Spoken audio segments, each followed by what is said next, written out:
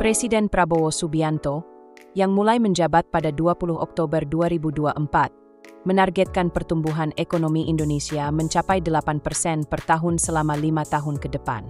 Target ini terdengar ambisius, terutama mengingat dalam satu dekade terakhir, pertumbuhan ekonomi kita hanya berkisar antara 4% hingga 5% per tahun. Indonesia pernah mengalami pertumbuhan ekonomi yang luar biasa pada dekade 1980-an dan 1990-an, dengan rata-rata pertumbuhan mencapai 7% hingga 8% per tahun.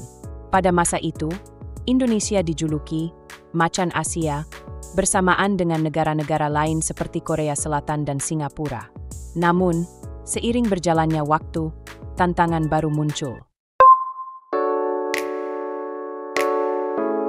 Pertumbuhan ekonomi adalah indikator penting untuk mengukur keberhasilan suatu negara. Ini berkaitan langsung dengan peningkatan pendapatan per kapita, yang berarti kesejahteraan masyarakat juga meningkat.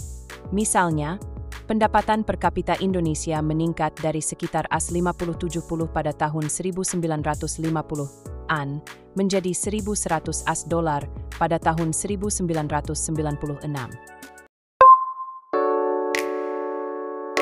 Namun, meskipun pertumbuhan ekonomi meningkat, tidak semua orang merasakan manfaatnya. Koefisien Gini, yang mengukur ketimpangan pendapatan, menunjukkan bahwa ketimpangan di Indonesia cenderung meningkat. Pada tahun 1980-an, koefisien Gini berada di angka 0,34, tetapi meningkat menjadi 0,38 pada tahun 1996, dan pada tahun 2023, angkanya masih berada di 0,38. Menariknya, ada pola yang terlihat. Ketika pertumbuhan ekonomi rendah, ketimpangan pendapatan cenderung menurun. Sebaliknya, ketika pertumbuhan meningkat, ketimpangan juga meningkat. Ini menimbulkan pertanyaan penting. Apakah pemerintah harus tetap mengejar target pertumbuhan ekonomi yang tinggi jika itu berarti ketimpangan juga meningkat? Selain itu, Indonesia juga dihadapkan pada berbagai tantangan struktural, seperti deindustrialisasi, meningkatnya pengangguran terdidik, dan banyaknya populasi muda yang tidak memiliki pekerjaan atau pendidikan. Semua ini perlu menjadi perhatian serius bagi pemerintah baru.